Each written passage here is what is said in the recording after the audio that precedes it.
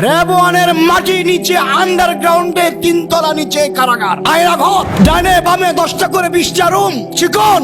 আপনার হাতটাকে পিছন দিকে হ্যান্ডকাপ লাগিয়ে বেঁধে রাখে, শোয়ার কোনো ব্যবস্থা নাই, পাটা লম্বা করে দিতে হয়, 24 ঘন্টা এই অবস্থায় হ্যান্ডকাপ পরিয়ে রাখে। হাতটা লড়াচড়া করলে হ্যান্ডকাপ টাইট হয়ে যায়, কিছুক্ষণ পর শিরা থেকে ব্যথা শুরু হয়। কতবার যে দোয়া করেছি, আল্লাহ যদি হায়াত থাকে বাঁচিয়ে দাও, না হয় এখানে আমার হায়াত, আমাকে জীবন দুনিয়া থেকে বিদায় করে দাও। বাথরুমের সময় 3 মিনিট, বাথরুমে গেলাম সময় বেশি লাগলো। এমন খারাপ ব্যবহার করে, কুকুরের সাথে কুকুর এমন ব্যবহার করে না। পরদিন আমাকে বললো এটাকে 6 নম্বরে নিয়ে ঝুলা। প্রশ্ন করে আমাকে, খেলাফত আন্দোলন চলে কি দিয়া, টাকা পাই কই, টাকা পয়সা কোত্থেকে আসে, কয়টা ভাষা জানো, পাকিস্তান গিয়েছো কয়বার, আফগানিস্তানে গিয়েছিলাম কিনা কখনো, ইত্যাদি ইত্যাদি। আমার কাপড় খুলে উলঙ্গ করে আমাকে ঝুলিয়ে রেখেছে 3.5 ঘন্টা। প্রস্রাবের রাস্তার নিচের রক্তের মধ্যে কারেন্টের ক্লিপ লাগিয়ে সুইচ টিপ দিল, পুরো শরীরের দেহের রক্তগুলো গড়গড় করে মাথার তালুতে উঠে যায়। যখন সুইচ ছেড়ে দেয় পুরো শরীরটা দোল খায়। 3.5 ঘন্টা।